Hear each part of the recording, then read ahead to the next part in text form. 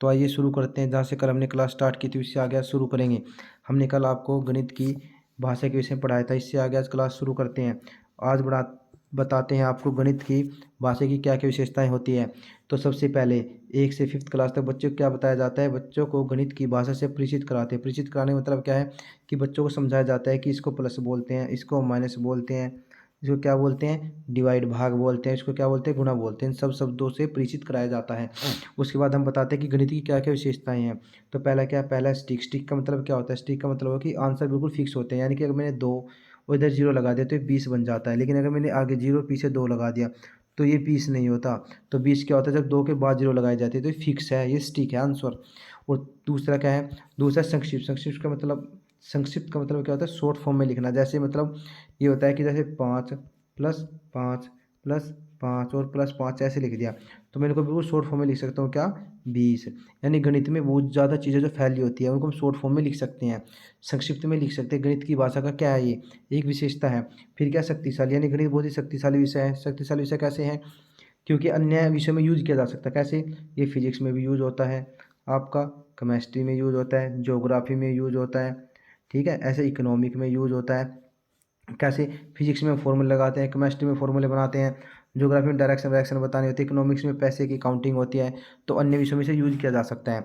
तो हमने देखा गणित की भाषा की 3 विशेषताएं हैं। कौन सी, स्टिक, संक्षिप्त और शक्तिशाली। ये क्वेश्चन किसी न किसी तरीके से घुमा कर पूछे जाते हैं, इसलिए आप ध्यान से पढ़ेंगे ना इसको।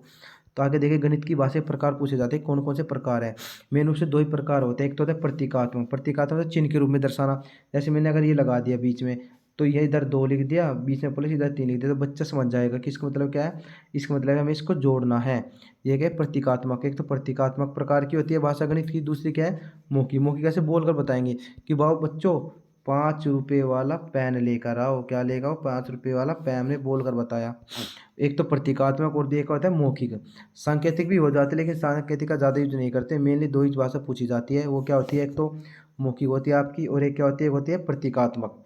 अब दोनों में थोड़ा डिफरेंस देखेंगे क्या है। जो प्रतीकात्मक होती है, प्रतीकात्मक में सूचना को किसके रूप में, सैम्बल के रूप में लिखा जाता है। जो हमारे पास सूचना, जैसे हम कह दें कि बच्चों ऐसे हमने ये बना दिया, ये ए, ये बी और ये सी, ये क्या है, ये त्रिभुज ए बी सी है। तो हम क्या करते हैं, हम प्रतीकों को यूज कर सकते हैं। हम बता देंगे कि ये क्या है, ये पाई है, ये क्या है, ये परपेंडिकुलर यानी कि लंब है। तो हम क्या करते हैं, प्रतीकात्मक सिंबॉलिक फॉर्म का यूज कर सकते हैं। लेकिन इसकी कुछ दिक्कत होती है। क्या प्रॉब्लम है इसमें, कि संकुचित क्षेत्र है इसका, बहुत ही जटिल होती है, और केवल मैथमेटिशियन यूज कर सकते हैं जो मैथ को अच्छी तरह से जानते हैं। प्राइमरी पोर्शन के लिए यूजफुल नहीं होती। प्राइमरी पोर्शन के लिए सांकेतिक भाषा ज़्यादा यूजफुल मानी जाती है।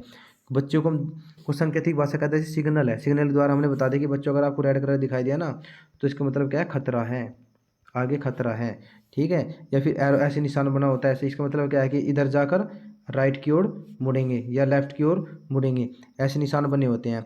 तो निर्देश दर्शाते हैं ये। जो ये क्या है, इसे इसे केवल पढ़े लिखे व्यक्ति समझ सकते हैं प्रतीकात्मक को। लेकिन इसको क्या, इसको अनपढ़ भी आसानी से समझ जाएगा। जो साधारण व्यक्ति है उसे पता लग जाए कि हाँ भाई इधर एरो बना है कि इधर जाना है मेरे को, ठीक है। आइए अब इसके बाद देखते हैं गणित की भाषा के बाद गणित शिक्षण की विधियाँ। मोस्ट इंपॉर्टेंट टॉपिक है भाइयों, और इसमें से एक क्वेश्चन 100% पूछता है। सीबीएसई बोर्ड आपके सीटेट में क्वेश्चन आता है। तो शिक्षण विधि क्या होती है, शिक्षण विधि का मतलब होता है कि आपके पढ़ाने का तरीका जो बच्चों के अधिगम होता है पढ़ाना, लर्निंग, उसको बहुत ही आसान बना देता है, जिससे बच्चों का ध्यान आकर्षित हो। ये क्या कहलाती है, शिक्षण विधियाँ कहलाती है। तो अलग अलग तरह की शिक्षण विधियाँ होती है। वो पहला क्या है, इसमें एक ऑप्शन आएगा आपके पास, क्वेश्चन पूछा जाएगा कि कौन कौन से टीचिंग मेथड है जिस पे टीचिंग डिपेंड करती है, किन किन पे डिपेंड करेगी वो। वे आपके क्या क्या होते हैं, एक तो शिक्षक टीचर पे डिपेंड करेगी, एक आपका शिक्षार्थी पे डिपेंड करेगी, एक उसके पाठ्यक्रम पे। क्या, टीएलएम, टीएलएम क्या होता है, टीचिंग लर्निंग मटेरियल, यानी कि पढ़ाने के लिए आप किन किन संसाधनों का यूज करते हैं, इन सब पे टीचिंग मेथड। टीचिंग मेथड मतलब शिक्षण विधि, जो आपके पढ़ाने का तरीका है उस इन सब चीज़ों पर निर्भर करता है। अब इसके कुछ स्टेप होते हैं, क्या क्या। सबसे पहले ज्ञान। ज्ञान मतलब क्या है कि आप जिस शिक्षण विधि से पढ़ा रहे हैं बच्चे को उससे ज्ञान मिल रहा है या नहीं मिल रहा है, ये आपको पता होना चाहिए। दूसरा क्या है, तर्क ढूंढना, कि जो ज्ञान काम का है या नहीं है। हम बच्चों को पढ़ा रहे हैं, मान लो उसके पेपर में नहीं आने का, वो ना भविष्य में काम आने, तो पढ़ा के क्या फ़ायदा है। तो कैसा ज्ञान पढ़ाया जाए जो उसके आगे काम भी आए। फिर क्या, चिंतन का विकास। बच्चों को ऐसा ज्ञान दिया जाए जिससे बच्चों में समझने की क्षमता का विकास हो, बच्चे चीज़ों को समझना शुरू कर दें। और फिर क्या है, सृजनशीलता, ये मोस्ट इंपॉर्टेंट है। क्रिएटिविटी, क्रिएटिविटी जिस ऑप्शन में क्रिएटिविटी दिखाई देता है वही आंसर राइट हो जाता है, चाहे वो कोई सी भी सब्जेक्ट की पेडागोजी हो आपकी। तो सृजनशीलता क्रिएटिविटी यानी बच्चे को नई चीज़ का निर्माण करने के लिए प्रेरित किया जाए, बच्चा खुद से डिस्कवरी करे। जैसे बच्चों को खेलने के लिए हमने छोटे छोटे वे दे खिलौने, उसने ऐसे जोड़ दिया, ऐसे जोड़ा, एक एक ऐसे एक ऐसे और ये बना दिया वर्ग। ठीक है, तो हम बच्चों को ऐसे क्या क्रिएटिविटी सिखाएंगे, सृजनशीलता।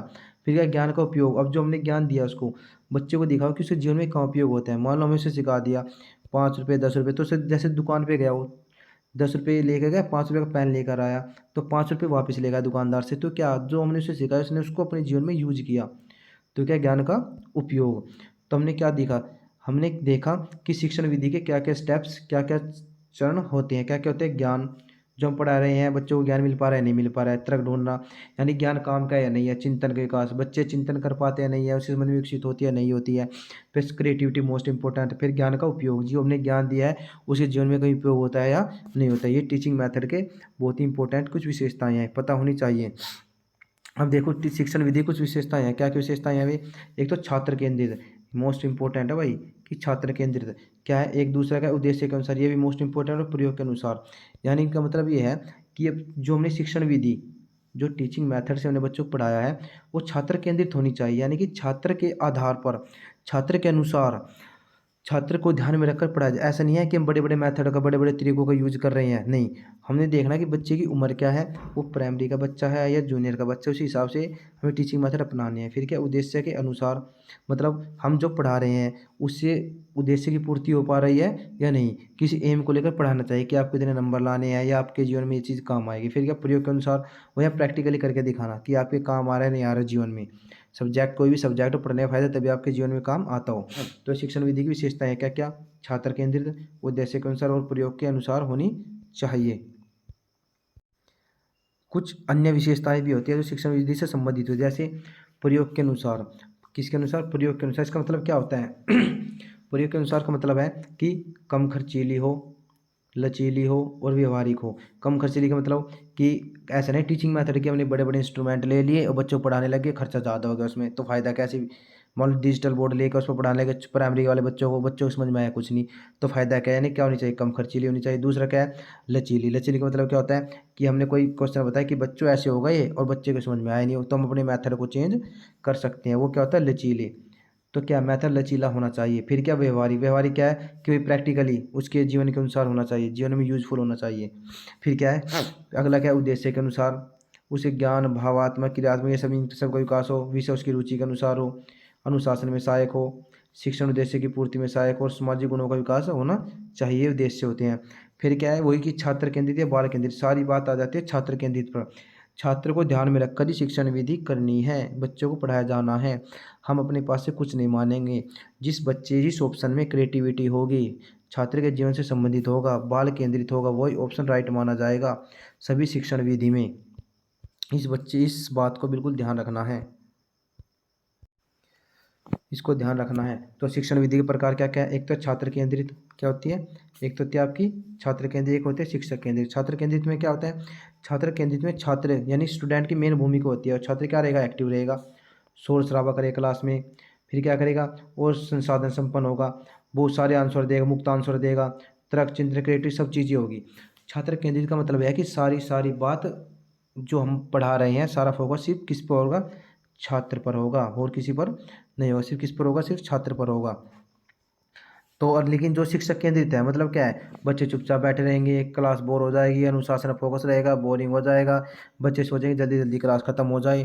तो क्या होता है, तो शिक्षण विधि कैसी होनी चाहिए, शिक्षण विधि होनी चाहिए छात्र केंद्रित, ना कि शिक्षक केंद्रित।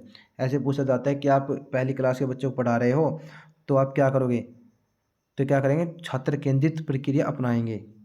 ठीक है भाई। अब आगे देखिए, हम देखते हैं शिक्षण विधियाँ, ये मोस्ट मोस्ट इंपॉर्टेंट है, जितनी बार भी इंपॉर्टेंट लिखो तो नहीं कम है।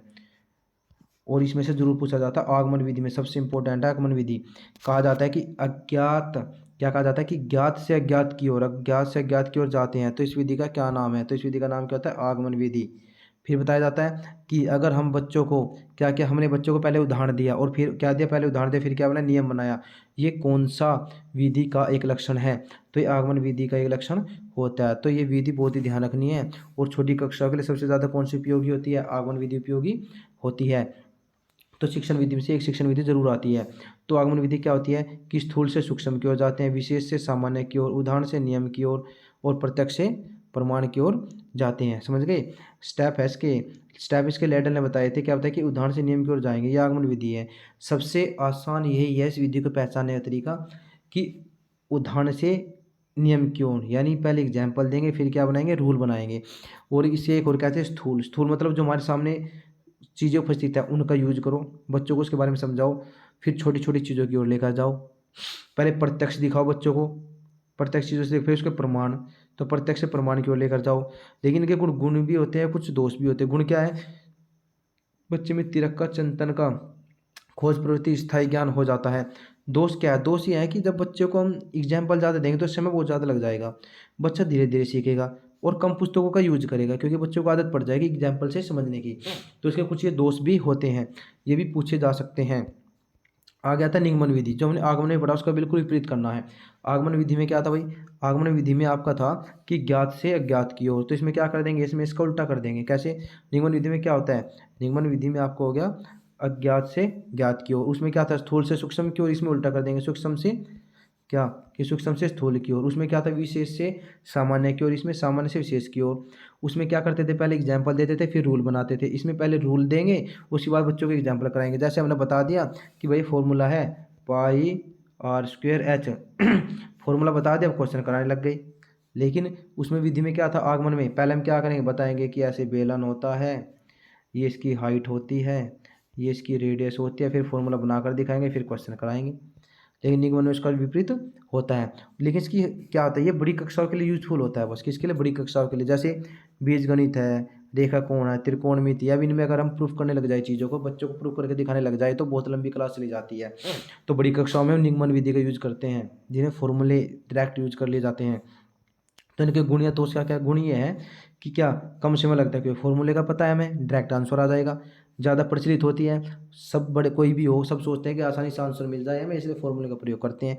फिर क्या, बहुत किताबों का यूज किया जाता है इसमें। उसके कुछ दोष भी है। दोष क्या है कि बच्चा तर्क चिंतन करना छोड़ देगा, फॉर्मूला लगाया आंसर आ गया। खोज प्रवृत्ति, यानी कि चीज़ों को नहीं खोज पाने का, खोज कहाँ से करेगा, जब फॉर्मूला उसके पास ज्ञान स्थायी हो जाए। यानी कि अगर उसे पाई आर स्क्वेयर पढ़ा दिया हमने, एच पढ़ा दिया, तो अगर आर है एच है पाई है तो आंसर निकाल पाएगा, अगर थोड़े से क्वेश्चन बदल दे तो आंसर नहीं निकाल पाने का वो। तो क्या इसके नुकसान भी होते हैं। निगमन विधि को किसने दिया था, प्लेटो ने दिया था। किसने दिया था, प्लेटो ने। तो हमने दो विधि पढ़ी है, ये दो बहुत ही मोस्ट इंपॉर्टेंट है, 100% क्वेश्चन बनता है यहाँ से। कौन सी, आगमन विधि, और फिर क्या होता है, ये दूसरी होती है तुम्हारी निगमन विधि। किसी एक को याद करो, दूसरी को उसका उल्टा कर दो, याद हो जाती है। अब बात करते हैं हम कौन सी, विश्लेषण और संश्लेषण विधि की। और विश्लेषण संश्लेषण में एक बात ध्यान रखनी है, जो हमने आगमन निगमन पढ़ा है वे सेम ऐसी ही होती है। विश्लेषण क्या होता है, विश्लेषण होता है जैसे निगमन में था। निगमन में क्या था, पहले एग्जाम्पल नहीं देते थे हम, पहले हम क्या करते थे, निगमन में पहले हम रूल बताते थे, उसके बाद क्या करते थे, एग्जाम्पल देते थे। एनालाइज में क्या होता है, इसमें एनालाइज विश्लेषण, विश्लेषण में चीज़ों को तोड़ तोड़ के पढ़ाया जाता है। ठीक है, जब पूरा, जैसे क्या, जैसे पूरा पूरा पार्ट है तो क्या कर देंगे, उसके टुकड़े कर करके पढ़ाएंगे छोटे छोटे। मान लो 10 चैप्टर थे तो क्या कर देंगे भाई बच्चों, 3 का चार चार टेस्ट लेंगे हम, 3 का टेस्ट लेंगे, 4 का बाद में लेंगे, ऐसे। तो तोड़ तोड़ के चीज़ों को समझाया जाता है, वही क्या होता है आपका निगमन होता है। और सबको एक साथ समझाते क्या कहलाता है, संश्लेषण, यानी कि सिंथेसिस। तो इसमें क्या है, अज्ञात से ज्ञात की ओर चलते हैं। इसमें इसका किसमें प्रयोग किया जाता है, निगमन में इसका सबसे ज़्यादा प्रयोग होता है। निगमन विधि और विश्लेषण एक ही होता है, सबसे ज़्यादा होता है इसका ज्योमेट्री में, सबसे ज़्यादा यूज कहाँ होता है, ज्यामिति में प्रयोग किया जाता है इसका। तो समझे। तो आगे देखिए, हमने बताया कि जो विश्लेषण विधि है वो निगमन की तरह होती है, संश्लेषण आगमन की तरह होती है। इसमें क्या कहता है, चीज़ों को अलग अलग करके पढ़ा जाता है। इसमें क्या, चीज़ों को इकट्ठा करके पढ़ा जाता है, इकट्ठा करके बताया जाता है। ऐसे पूछा जाता है कि अगर हम किसी खंड को अलग अलग करके पढ़ा रहे हैं तो कौन सी विधि कहलाती है, आगमन विधि, निगमन विधि, संश्लेषण, विश्लेषण, तो कहलाती है विश्लेषण विधि। ठीक है, विश्लेषण विधि का प्रयोग किस में किया जाता है, ऑप्शन दे देंगे अलग अलग, ज्योमेट्री में या मापन में, किस में, तो किस में प्रयोग किया जाता है, ज्योमेट्री यानी ज्यामिति में प्रयोग किया जाता है। और ये मोस्ट इंपॉर्टेंट है, मैंने इस पर निशान भी लगा रहे, ये देखिए ये क्वेश्चन पूछा गया था। ऐसे इसमें क्या दोष है कि टाइम टेकिंग होती है, दूसरा उच्च कक्षाओं के लिए होती है, एक्टिव लर्निंग प्लान, संश्लेषण का आधार कम होता है इसमें। और दूसरा क्या, दूसरा आपका संश्लेषण। संश्लेषण में क्या होता है कि चीज़ों को अलग अलग तोड़ के पढ़ाया जाता है, तो इसमें इकट्ठा करके पढ़ाया जाएगा। और क्या किया जाता है, ज्ञात से ज्ञात की ओर जाते हैं, विश्लेषण पर निर्भर करते हैं। अब आपने आज जो 2 विधि पढ़ी है, आगमन विधि, निगमन विधि, संश्लेषण, विश्लेषण, इसके बाद की जो आगे विधि है, वैसे 8-9 विधि होती है, हमने अभी 2 ही पढ़ी है, बाकी कल पढ़ाएंगे। धन्यवाद। वीडियो अच्छी लगी हो तो लाइक शेयर सब्सक्राइब करें, शेयर करें। धन्यवाद।